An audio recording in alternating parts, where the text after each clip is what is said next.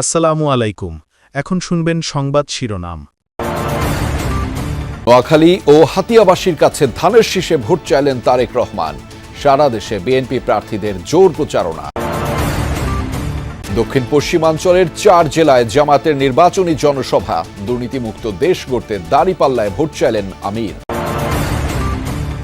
18 আসনে এনসিপির প্রার্থী আদিবের ওপর হামলা। দোষীদের গ্রেফতার দাবি সহ ইসিতে অভিযোগ জানালো দলটি। সেনা সদরে সশস্ত্র বাহিনীর ঊর্ধ্বতন কর্মকর্তাদের সাথে প্রধান উপদেষ্টার মতবিনিময়। পরিবেশ নিয়ে সন্তুষ্ট ইসি, জানালেন সচিব। খানখারপুলে 6 জনকে হত্যা মামলায় সাবেক ডিএমপি কমিশনার হাবিবুর সহ 3 জনের মৃত্যুদণ্ড। সম্পদ জব্দের নির্দেশ, বাকিদের বিভিন্ন মেয়াদে জেল।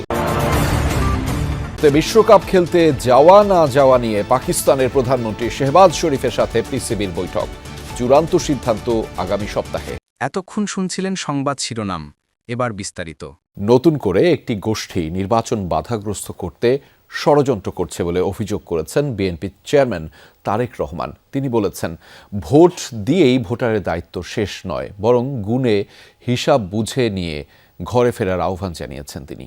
নোয়াখালীর দ্বীপ উপজেলা হাতিয়ায় নির্বাচনী সমাবেশে ভার্চুয়ালি যোগ দিয়ে তারেক রহমান কথা বলেছেন। ক্ষমতায় গেলে নদী ভাঙন রোধে টেকসই বেড়িবাঁধ নির্মাণ সহ স্থানীয় সমস্যা সমাধানের আশ্বাস দেন বিএনপি চেয়ারম্যান। আমাদের জেলা বিএনপির আহ্বায়ক দেশের দক্ষিণে বঙ্গোপসাগর আর মেঘনার উপকূলে নোয়াখালী 6 সংসদীয় আসন হাতিয়া, যেখানে বিগত দিনে বেশ কয়েকবারই গিয়েছিলেন সাবেক প্রধানমন্ত্রী বেগম খালেদা জিয়া। তার হাত ধরেই হাতিয়া পৌরসভারও যাত্রা। বিএনপির প্রতিষ্ঠাতা জিয়াউর রহমানের মন্ত্রিসভায়ও ঠাঁই হয়েছিল এই দূরদ্বীপের এক সদস্যের। নদী ভাঙার কারণে জনগণ সর্বশান্ত হয়ে গিয়েছে। এবার হাতিয়াতে নির্বাচনী সমাবেশে বক্তব্য রাখলেন বিএনপি চেয়ারম্যান তারেক রহমান। ধানের শীষের পক্ষে হাতিয়া দ্বীপ সরকারি কলেজ মাঠের এই সমাবেশে যোগ দিতে সকাল থেকেই দূর দূরান্ত থেকে ছুটে আসে প্রান্তিক নারী, পুরুষ, কৃষিজীবী, মৎস্যজীবী থেকে বিভিন্ন পেশাজীবীরা। ছিলেন হাতিয়ার মূল ভূখণ্ড থেকে চরের অধিবাসীরাও। নির্বাচনের পরে ইনশাল্লাহ আমি এই নিঝুম দ্বীপে, এই হাতিয়া উপজেলায় আসবো।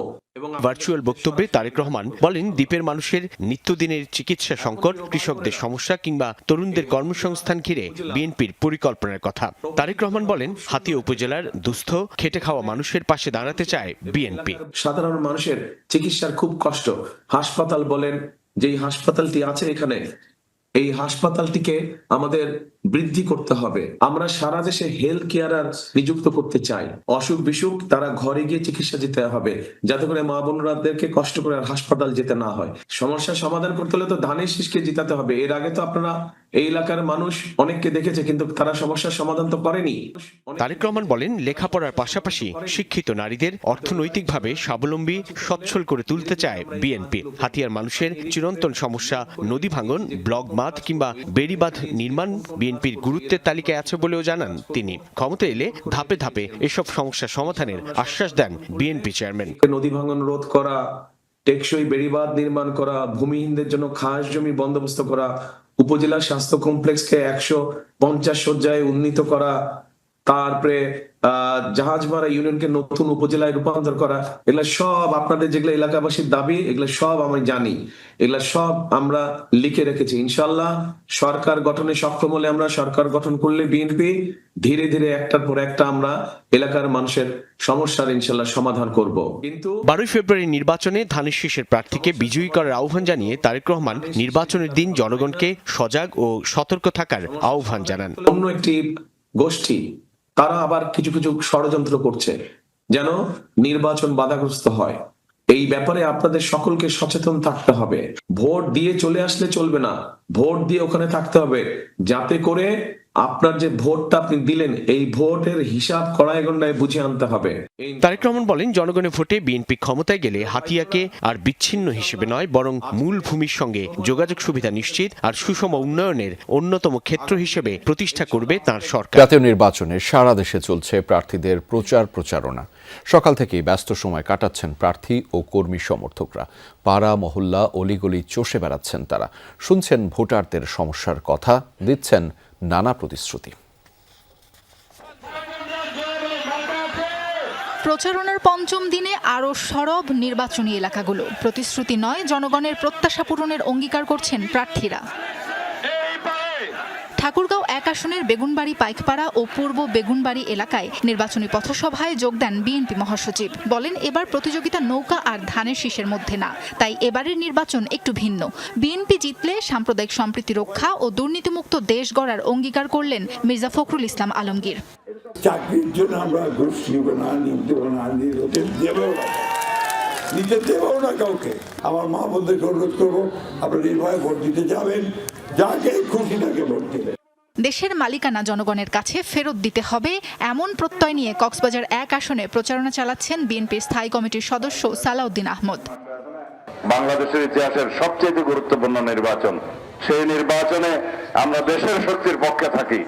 দলমত নির্বিশেষে সবাইকে আহ্বান জানাবো, আমরা দেশের গণতন্ত্রকে শক্তিশালী করার জন্য এইবার আপনারা ধানের শীষের পক্ষে একটি ভোট দেবেন। ফেনী 3 আসনের মানুষের জন্য কাজ করার আকাঙ্ক্ষা নিয়ে ভোট চাইছেন বিএনপির ভাইস চেয়ারম্যান আব্দুল আউয়াল মিন্টু। জানান, উন্নয়নের ক্ষেত্রে স্বাস্থ্য, শিক্ষা, কৃষির উপর বাড়তি নজরদারি থাকবে। একই আসনে লড়ছেন জামায়াতের প্রার্থী ডাক্তার ফখরুদ্দিন মানিক। একটা ভোট দিয়ে যদি আপনারা সুযোগ করে দেন, তাহলে আমার বাপ মতো, ভাইদের মতো আমিও আপনাদের সাথে সবসময় থাকবো ইনশাআল্লাহ। মানুষের কাছে দারুণ সাড়া পাচ্ছি, সবাই আমাদেরকে আশ্বাস দিচ্ছেন, সহযোগিতার ব্যাপারে প্রতিশ্রুতি দিচ্ছেন।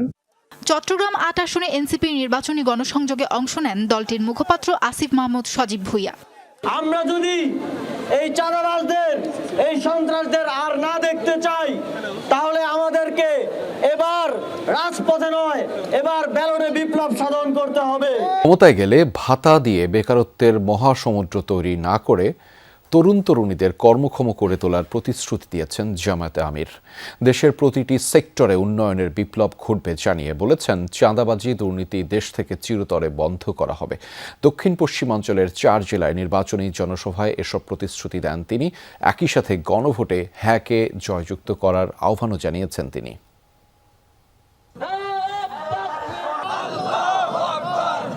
নির্বাচনী প্রচারণার পঞ্চম দিনে দেশের দক্ষিণ পশ্চিমাঞ্চলের জেলাগুলোতে সফর করেছেন জামাত আমির ডাক্তার শফিকুর রহমান।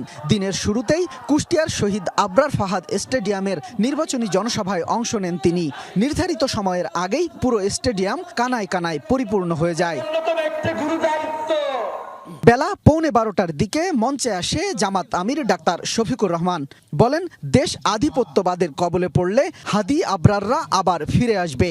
দেশকে আর আধিপত্যবাদের কবলে পড়তে দেবে না দেশের তরুণ প্রজন্ম। এক ফাহাদকে বিদায় করেছ, এক আবরারকে বিদায় করেছ, এক আবু সাইদকে বিদায় করেছ, কিন্তু মনে রাখবা, এক একটা বিপ্লবী হাজার নয়, লক্ষ নয়, কোটি বিপ্লবীর দুনিয়ায় জন্ম দিয়ে তারা বিদায় নিয়েছে। ডাক্তার শফিকুর রহমান বলেন, জামাতের বিরুদ্ধে নারীদের ঘরে আটকে রাখার মিথ্যা প্রোপাগান্ডা ছড়ানো হয়। তবে নারীদের কর্মক্ষেত্র ও চলাচলে সর্বোচ্চ নিরাপত্তা নিশ্চিত করা হবে। জায়গায় জায়গায় দখলদারি, জায়গায় জায়গায় আমাদের ভাইয়েরা নেমে পড়লেন চাঁদাবাজি করতে। আপনারা এখান থেকে সরে আসুন। আল্লাহ আমাদেরকে যে রিজিক দিয়েছেন, ওইটাই আপনাদের সাথে আমরা ভাগাভাগি করে খাইতে রাজি আছি। তবুও মানুষকে কষ্ট দিবেন না, চাঁদাবাজি করুন।